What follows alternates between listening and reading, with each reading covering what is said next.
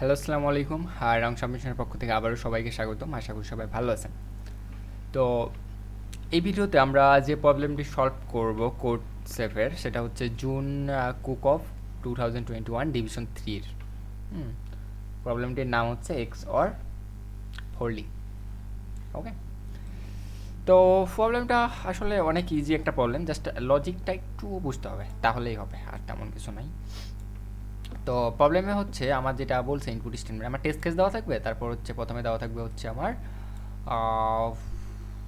প্রথমে হচ্ছে আমার মানে এন আর এম। এন হচ্ছে আমার রো এর সংখ্যা, কতগুলো রো থাকবে, আর এম হচ্ছে কলামের সংখ্যা, ঠিক আছে, কতগুলো কলাম থাকবে। তারপর আমার স্ট্রিংটা দেওয়া থাকবে।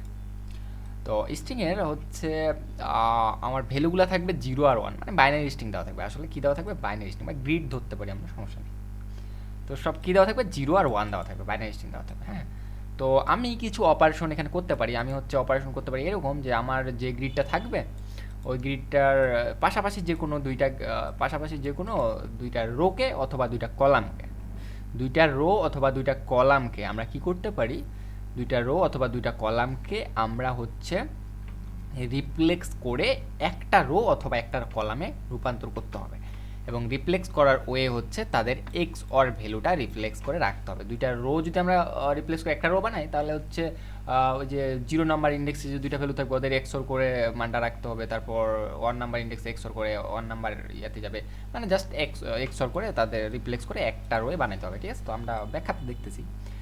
এখন এটা বানানোর পর আমাকে বানাইতে হবে কি, আমাকে ওই এটা এটা কতক্ষণ পর্যন্ত বানাবো, এটাকে বানাতে বানাতে আমি যতক্ষণ পর্যন্ত অন অন গ্রিড না তৈরি করবো, ততক্ষণ পর্যন্ত বানাইতে থাকতে হবে, রিপ্লেক্স করে করে কমাইতে থাকতে হবে। দুইটা রোকে একটা রো, দুইটা কলামকে একটা কলাম, এভাবে বানাইতে বানাইতে আমাকে অন অন গ্রিড বানাইতে হবে। এবং অন অন গ্রিডে দেখতে হবে, অন অন গ্রিডে যদি আমার মানটা হয়, অন অন গ্রিড মানে কি, একটাই ভ্যালু থাকবে, ওই ভ্যালুটা যদি হয় 1 তাহলে অ্যান্সার হবে ইয়েস, আর যদি 1 না হয়, 0 হয়, তাহলে অ্যান্সার হবে নো। ওকে, তো এটাই হচ্ছে আমার প্রবলেমে বলছে। তো প্রবলেমটা আপনি একটু ভালো করে পড়ে নেবেন, ঠিক আছে। তো আমি সরাসরি একটা ব্যাখ্যায় চলে যাই।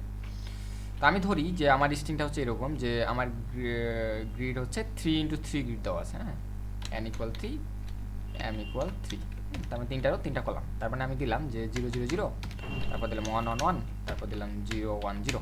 ওকে, তো এটাকে আমি কিভাবে রিপ্লেক্স করতে পারি? এটাকে আমি রিপ্লেক্স করতে পারি এভাবে, যে এই প্রথম দুইটা, তো এটা করার জন্য যেহেতু আমাদের XOR নিয়ে কাজ করতে হবে, আমাদের কি নিয়ে কাজ করতে হবে? XOR ভ্যালু নিয়ে কাজ করতে হবে। হ্যাঁ, তো যেহেতু আমাদের XOR ভ্যালু নিয়ে কাজ করতে হবে, তো আপনাদের সর্বপ্রথম যেটা জানতে হবে সেটা হচ্ছে, আর যেহেতু আমাদের বাইনারি স্ট্রিং মানে 0 আর 1 দেওয়া থাকবে, তার মানে আমাদের একটা জিনিস মনে রাখতে হবে যে 0 XOR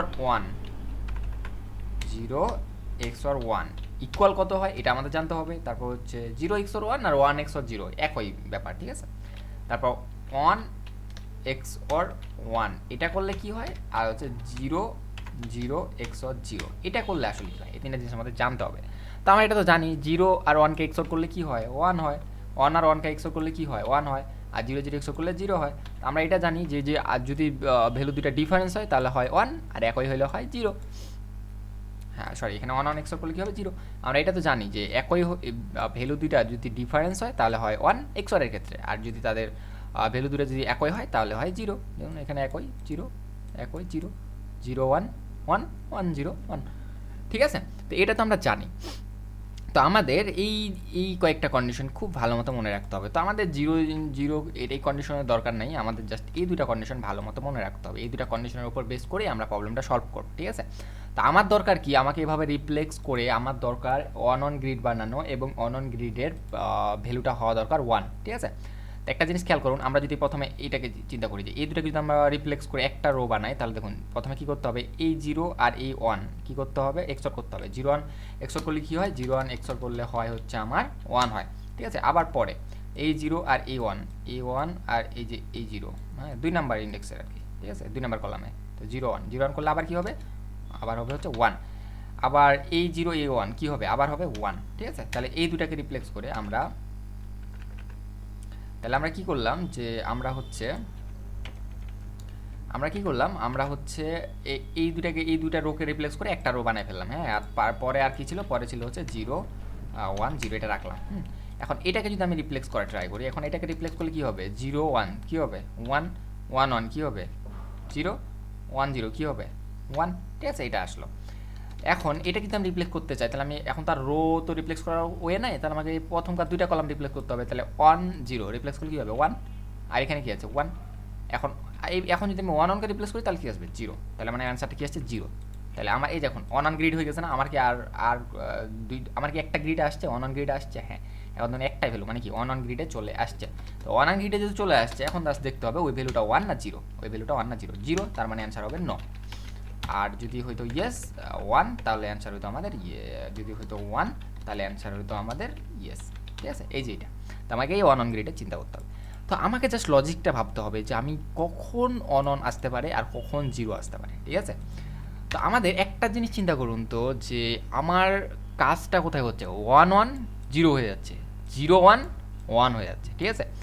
তার মানে আমার 1 থাকার লাগবে, হ্যাঁ 1 যদি থাকে কতগুলো 0 থাকতেছে থাকুক, কারণ 0 0 0 হয়ে যাবে, 0 0 0 হয়ে যাবে, আমার জাস্ট 1 থাকার লাগবে, 1 আর একটা 0 থাকার লাগবে, ঠিক আছে, তাহলে আমার 1 পাবো, আদার্স কিন্তু পাবো না।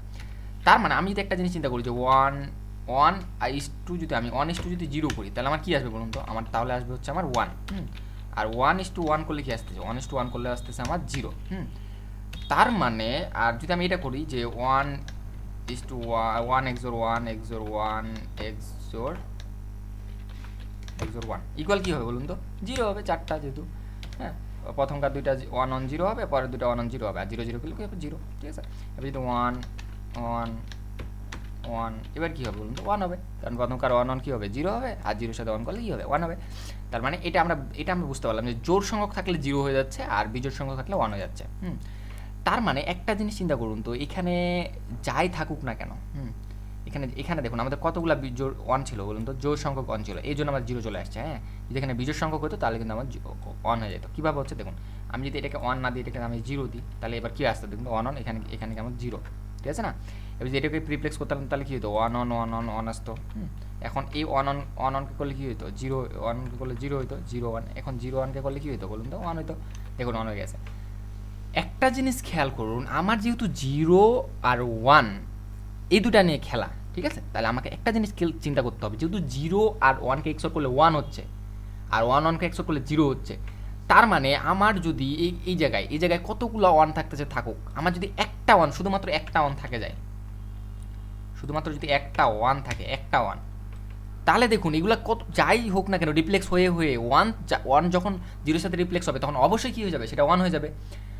আর 1 যেহেতু 1 যখনই 0 সাথে রিপ্লেক্স হবে তখনই কিন্তু 1 হয়ে যাবে, ঠিক আছে। তার মানে এগুলো যত যাই থাকুক না কেন একটা 1 আছে মানে ও রিপ্লেক্স হয়ে 1 হবেই হবে, একটা 1 আছে মানে ও রিপ্লেক্স হয়ে 1 হবেই হবে, সব শেষে কী করবে 1ই বানাই দেবে, ঠিক আছে। এই যে জিনিসটা একটু চিন্তা করুন যে এখানে যদি আমরা রিপ্লেক্স করি তাহলে কী আসবে বলুন তো 0 0 1, তাহলে এখানে আসবে হচ্ছে আমার 0, এখানে আসবে 0 0 1, ঠিক আছে, এই দুটো রিপ্লেক্স করে এটা আসলো।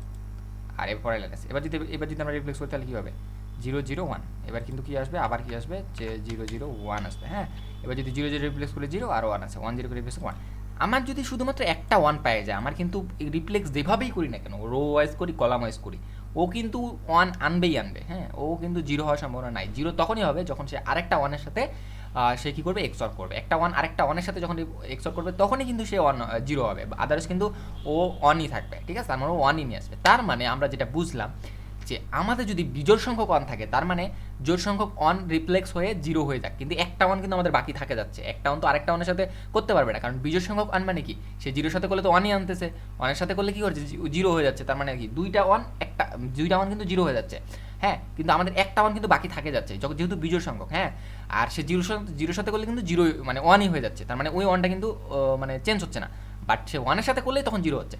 তার মানে আমরা যদি বিজোড় সংখ্যক 1 থাকে সে যেভাবে রিপ্লেক্স হইতে এক সময় কী হবে একটা 1 কিন্তু আমার বাকি থাকবেই থাকবে, কারণ যেহেতু বিজোড় সংখ্যক বলছি তার মানে কি জোড় সংখ্যকগুলো একে অপরের সাথে রিপ্লেক্স হয়ে 0 হয়ে যেতে পারে, বাট বিজোড় সংখ্যকগুলো কী হবে বিজোড় সংখ্যক তো আর করতে পারবে না, আর যদি সে 0-এর সাথে করে তাহলে তো সে আবার 1 হয়ে যাচ্ছে। তার মানে যদি আমার বিজোড় সংখ্যক 1 থাকে তার মানে একটা 1 আমার বাকি থাকবেই থাকবে যেভাবেই হোক, আর ওইটা অন গ্রিড বানাবে, ঠিক আছে।